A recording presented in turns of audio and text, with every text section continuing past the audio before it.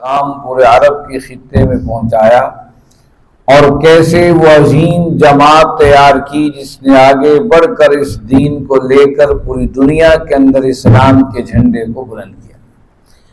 آپ کو یاد ہوگا کہ غزوہ خندق کے بعد غزوہ بنو قریظہ کا تذکرہ ہو چکا،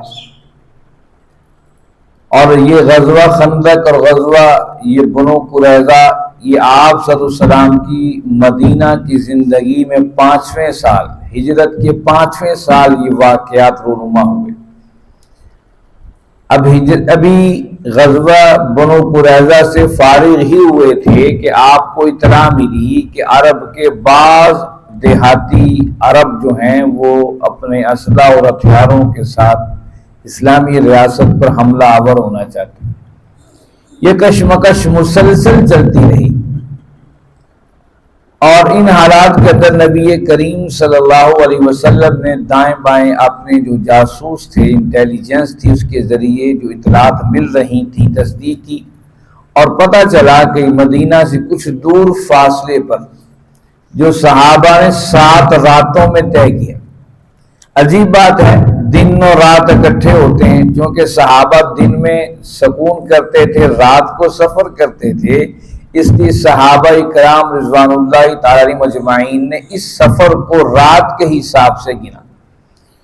مدینہ سے 7 راتوں کا فاصلہ تھا۔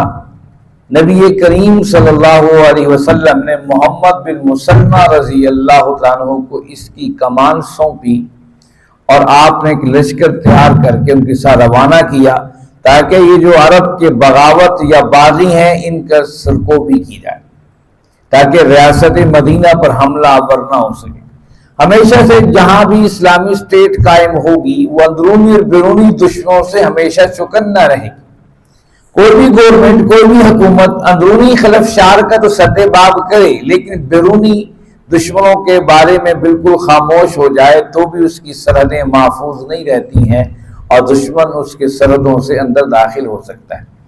نبی کریم صلی اللہ علیہ وسلم اللہ کے رسول بھی تھے، اللہ کے نبی بھی تھے، سپہ سالار بھی تھے، اور ریاست مدینہ کے حکمران بھی تھے۔ اور آپ ایسے حکمران نہیں تھے بلکہ بیدار اور مرد حکمران تھے، درونی بیرونی حالات پر کڑی نگاہ رکھے ہوئے تھے۔ آپ نے محمد بن مسلمہ رضی اللہ عنہ کے ساتھ کچھ صحابہ کو روانہ کیا۔ یاد رکھیے، جس جنگ میں آپ بنفس نفیس شریک ہوں اس جنگ کو غزوہ کہا جاتا ہے، اور جس میں آپ نے صحابہ کو روانہ کیا ہو قرآن و حدیث کی اصطلاح میں اسے سریہ کہا جاتا ہے۔ ایک سریہ روانہ کیا، محرم کی 10 تاریخ تھی اور ہجرت کا 6واں سال تھا۔ آپ نے ایک لشکر روانہ کیا، لشکر جب اس علاقے میں پہنچا اور وہاں کے عرب بھی چوکنا تھے، انہیں پتہ چل گیا کہ اسلامی ریاست کا لشکر آ رہا ہے، وہ بھی دائیں بائیں بکھر گئے اپنے گھر بار کو چھوڑ کر۔ محمد بن مسلمہ رضی اللہ تعالیٰ عنہ ان کا مال و اسباب سمیٹ کر اور جو قیدی ہاتھ آئے انہیں پکڑ کر مدینہ لا رہے تھے۔ آپ جب مدینہ میں داخل ہونے لگے نا، آپ نے دیکھا کہ مشکوک شاہ سوار ہے گھوڑے پہ، وہ سوچ رہا ہے میں ادھر جاؤں یا ادھر جاؤں، وہ فیصلہ کر نہیں پا رہا۔ تو صحابہ نے دیکھا کہ جو مشکوک فرد مدینے کے بارڈر پہ کھڑا ہے، کبھی گھوڑے کو دائیں کرتا ہے کبھی بائیں کرتا ہے، قریب جا کے پوچھا کون ہو؟ اس نے بھی سوال کا جواب عجیب و غریب دیا اور صحیح جواب نہ دیا۔ صحابہ نے اس کو پکڑ لیا رات کے اندھیرے میں اور مسجد نبوی کے ستون کے ساتھ باندھ دیا۔ اب باقی قیدی تو جو قید خانہ بنایا ہوا تھا وہاں پر رکھے گئے، لیکن چونکہ یہ رات کو مشکوک فرد تھا، اسے کے بارے میں جانتے بھی نہیں تھے صحابہ، اس کو ستون کے ساتھ مسجد نبوی کے ستون کے ساتھ باندھا۔ نبی کریم صلی اللہ علیہ وسلم فجر کی نماز کے لیے تشریف لائے۔ آپ جو ہی ستون کے قریب گئے اس شخص کو غور سے دیکھا اور صحابہ سے فرمائے کس کو پکڑ کے لائے ہو؟ صحابہ نے کہا یا رسول اللہ صلی اللہ علیہ وسلم ہم آپ کے کہے ہوئے مارکے سے واپس پلٹ رہے تھے، تو ہم نے اس مشکوک فرد کو مدینہ کے بارڈر پہ دیکھا، ہم نے سب سوالات پوچھے، صحیح سوالوں کے جواب نہیں دیے، ہم نے پکڑ لیا۔ اب اس کو جانتے ہیں کون ہے؟ صحابہ نے کہا نہیں یا ہم تو نہیں جانتے۔ آپ نے فرمایا یہ سمامہ بن آسال ہے۔ سمامہ بن آسال عرب کا ایک سردار تھا، اور وہ ہر وقت یہ کوشش کرتا رہتا تھا کہ اللہ کے نبی صلی اللہ علیہ وسلم کو شہید کر دے تاکہ مسئلہ یہ حل۔ اس نے اپنے افراد اور قوت پہلی جنگوں کے اندر بھی اسلام کے خلاف استعمال کیے، اور اس کے بارے میں دو رائے عرب کے اندر نہیں تھی۔ لوگ جانتے تھے ثمامہ بن آثال اللہ کے نبی صلی اللہ علیہ وسلم قتل کر کے رہے گا، اور یہاں تک کہ ثمامہ بن آثال نے قیمت رکھی ہوئی تھی جو اللہ کے نبی صلی اللہ علیہ وسلم کو شہید کرے گا میں اتنا پیسہ اس کو دوں گا، اور اللہ کے نبی صلی اللہ علیہ وسلم نے بھی ایک رقم رکھی تھی جو ثمامہ بن آثال کو زندہ یا مردہ پکڑے گا اسے اتنا انعام دیا جائے گا۔ اب وہ اشتہاری پکڑا ہوا ستون کے ساتھ بندھا ہوا ہے۔ اب صحابہ سے یہ ثمامہ بن آثال ہے، یہ ثمامہ بن آثال، یہ تو اچھا ہوا ہمارے ہاتھ لگ گیا تو حضور کا دشمن ہے۔ آپ قریب گئے ہوا ثمامہ میرے بارے میں کیا تمہارا خیال ہے؟ اس نے کہا کہ دیکھو اس روئے زمین پر نعوذ باللہ استغفر اللہ میں آپ کو سب سے برا شخص سمجھتا ہوں، نعوذ باللہ استغفر نقل کفر نباشی، اور اگر آپ مجھے چھوڑ دیں تو احسان کریں گے ایک بندے پر، اور احسان کا بدلہ میں چکاتا ہوتا ہوں، اگر مجھے مار ڈالیں گے تو آپ ایسے شخص کو قتل کریں گے جو آپ کے قتل کے در پہ ہے، مجھے نہ قتل کرتے، میرے اختیار میں ہوتا تو میں آپ کو قتل کر دیتا۔ آپ نے نماز فجر کی پڑھائی اور صحابہ بلال سے بلال اسے کچھ کھانے پینے کو دو، رات بیچارہ بھوکا پکڑ کے لے کر آئے ہو۔ آپ کیسے رحیم اور مہربان تھے، آپ قیدیوں کا بھی خیال رکھتے تھے۔ حضرت بلال گئے اور ان کے لیے روٹی لے کر آئے، 10-12 روٹیاں اور اونٹنی کا دودھ، گڑوی پوری بھری ہوئی لا کر رکھ دی، وہ کھائے اس نے ٹکا کے، دوپہر کو بھی ایسے رات کو بھی ایسے، جب کھلا لیتے پھر ستون کے ساتھ باندھ دیتے، واش روم جانا ہوتا پھر ساتھ صحابہ جاتے واش روم کراتے۔ اللہ کے نبی صلی اللہ علیہ وسلم دوسرے دن فجر کی نماز میں پھر ثمامہ کے پاس کہا ثمامہ میرے بارے میں تیرا کیا خیال ہے؟ ثمامہ نے وہی جواب دیا، اور انہوں نے اگر میں تمہیں چھوڑ دوں تو کہا چھوڑ دو گے تو احسان کرو گے، اور ثمامہ کسی کا احسان رکھتا نہیں ہے، اگر قتل کرو گے تو آپ قتل کرنے کے حقدار ہیں، میرے اختیار میں ہوتا میں آپ کو مار ڈالتا، آج آپ کے اختیار میں مجھے مار ڈالی۔ آپ چلے گئے، آپ نے پھر بلال سے فرمایا اس کا کھانے کا خیال رکھو۔ پھر دوسرا دن گزر گیا، آپ تیسرے دن فجر کی نماز کے لیے پھر ثمامہ کے پاس پہنچے، اس سے پوچھا ثمامہ میرے بارے میں کیا رائے ہے؟ ثمامہ نے وہی جواب دیا، کہا چھوڑ دوں، کہا وہی جواب دیا، تو قتل کر دو تو تمہاری برابر کی بات ہے۔ آپ نے فجر کی نماز پڑھنے کے بعد فرمایا ثمامہ کو چھوڑ دو، ثمامہ کو چھوڑ دیا گیا۔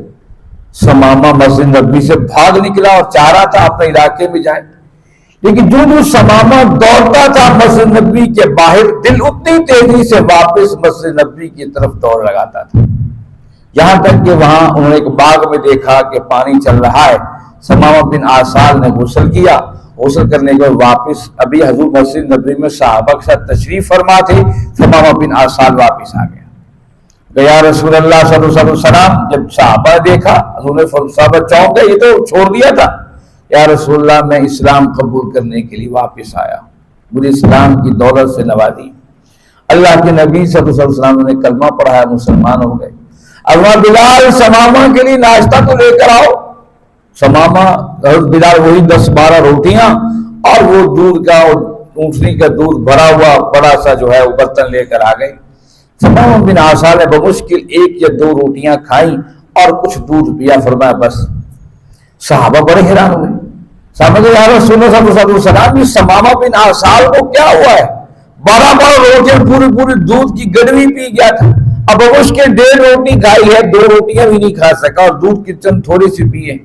اللہ کے نبی صلی اللہ علیہ وسلم فرمایا سنو، مومن جو ہے وہ 1 آنت سے کھاتا ہے اور جو کافر ہے وہ اپنی 7 آنتوں سے کھاتا ہے۔ کافر کا پیٹ نہیں بھرتا، لیکن مومن اللہ کی نعمتوں کو شکر ادا کرنے والا ہوتا ہے، اس کا پیٹ جلدی بھر جاتا ہے۔ پھر ثمامہ کہنے یا رسول اللہ صلی اللہ علیہ وسلم میں جب نکلا تھا تو میں عمرے کے ارادے سے نکلا تھا، یہ آپ کے فورسز مجھے پکڑ کے لے آئے، اگر اجازت دیں تو میں عمرے کراؤں؟ فرمایا جاؤ۔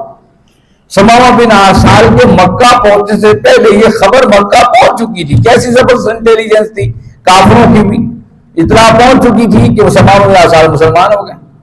ثمامہ جو ہی حرم میں داخل ہوئے تو قریش کے سرداروں نے پکڑ کہا ثمامہ لگتا ہے تو مسلمان ہو گئے؟ کہا ہاں مسلمان ہو گئے۔ کہا بے دین ہو گئے؟ کہا نہیں میں نے اسلام قبول کر لیا۔ میں نے کہا ہم اسلام میں مسلمان ہیں، انہیں حرم میں نہیں داخل ہونے دیتے۔ چلو یہاں سے واپس۔ سما بن آسال نے اس نے گھوڑے کو موڑا، کہا ٹھیک ہے میں عمرہ نہیں کرتا، لیکن میرے علاقے سے ایک گندم کا دانہ مکہ نہیں پہنچے گا جب تک محمد کریم صلی اللہ علیہ وسلم مجھے حکم نہیں دیں گے۔ وہ مکہ کے لیے زرخیز علاقہ تھا، سمامہ بن آسال جہاں کے سردار تھے، وہیں سے سالانہ گندم و ہر چیز وہیں سے خریدا کرتے تھے۔ یہ کہ سمامہ بن آسال واپس پلٹے، کچھ دن تو کفار نے کہا لے جی لے، ہم اس کے بغیر بھی گزارا کر لیں گے، لیکن جب کچھ دنوں کے بعد کہا شادی کا آغاز ہوا تو یہ بارگاہ رسالت میں کفار پہنچے، خدا کے لیے اے محمد صلی اللہ علیہ وسلم، ہم آپ کے قریبی رشتہ دار ہیں، آپ کے خونی معاملے رشتہ دار ہیں۔